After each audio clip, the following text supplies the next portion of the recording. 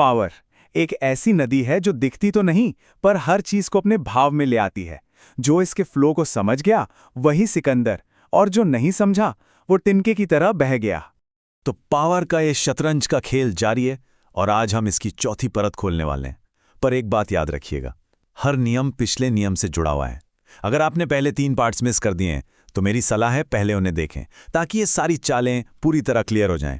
और हाँ, इस सफर में आगे बढ़ने से पहले दी एपिक एंड लॉजिक को सब्सक्राइब जरूर कर लें, ताकि कोई भी मूव मिस ना हो।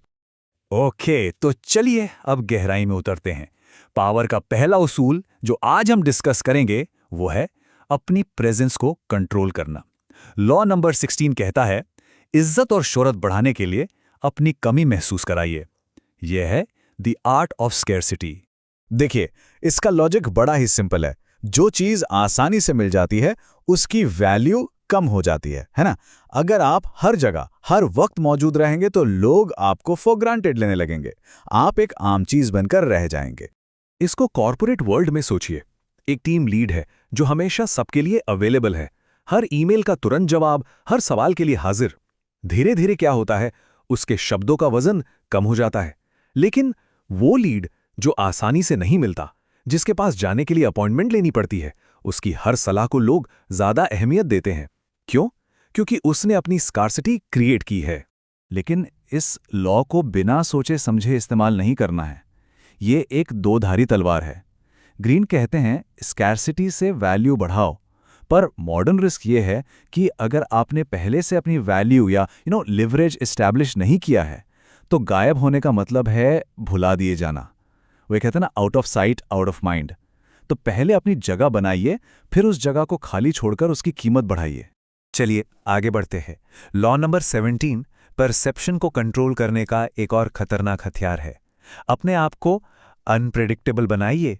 लोगों को अंधेरे में रखिए कि आपका अगला कदम क्या होगा, क्योंकि जैसे ही लोग आपको प्रिडिक्ट करने लगते हैं, कंट्रोल उनके हाथ में चला जाता है, आपके नहीं।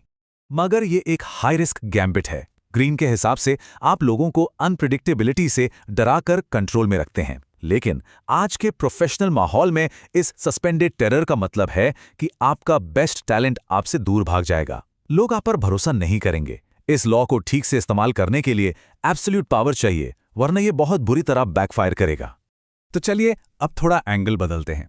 साइकोलॉजिकल मैनिपुलेशन से सोशल इंटेलिजेंस की तरफ आते हैं और शुरुआत करते हैं अकेलेपन यानी आइसोलेशन के खतरों से।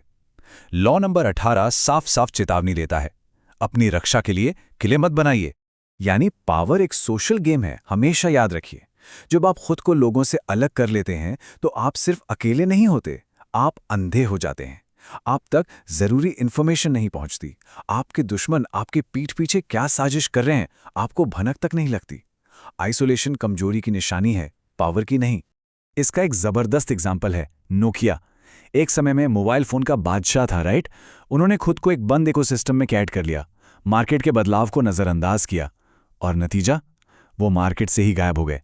पावर थ्राइव करती है कनेक्शन और इंफॉर्मेशन के फ्लो में, आइसोलेशन आपको इररिलेवेंट बना देता है। और इसी से जुड़ा है लॉ नंबर 19, जो शायद सबसे क्रिटिकल लॉज में से एक है। ये कहता है, पहले समझो कि आपका पाला किससे पड़ा है। गलत इंसान से पंगा लेना एक ऐसी गलती हो सकती है जिसकी कीमत आपको बहुत बहुत भारी पड़ सकती है। कोई भी एक्शन लेने से पहले अपने दोस्तों और दुश्मनों को ठीक से स्टडी कर लीजिए। ग्रीन ने कुछ खास तरह के लोगों से बचने की सलाह दी है। पहला, द प्राउड एंड एरोगेंट, जो एक छोटी सी बेइज्जती को भी दिल पे ले लेगा और बदला चाहेगा। दूसरा, द होपलेसली इनसिक्योर, जो आपकी हर बात में पर्सनल अटैक देखेगा। तीसरा, द सस्पिशियस, जो हमेशा आप पर शक करेगा। और सबसे खतरनाक, the serpent with a long memory, ये वो सांप है जो बदला लेने के लिए सालों तक सही मौके का इंतजार करेगा। तो साफ है, असली पावर गुस्से या एग्रेशन में नहीं है।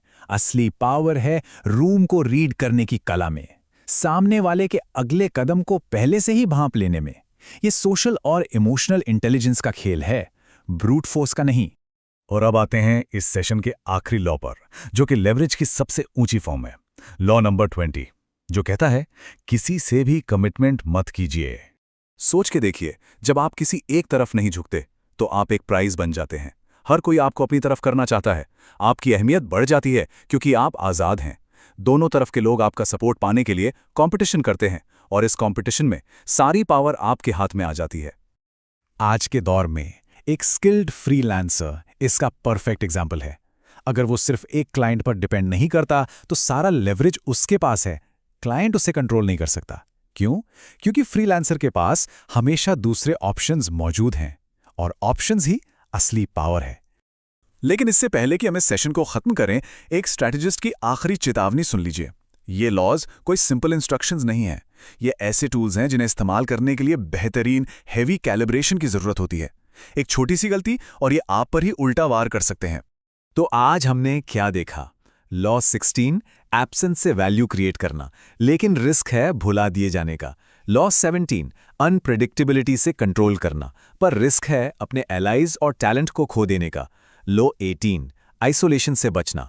लॉ 19 अपने दुश्मन को जानना और लॉ 20 कमिटमेंट ना करके आज़ाद रहना, लेकिन रिस्क है कि लोग आपको गद्दार समझ सकते हैं।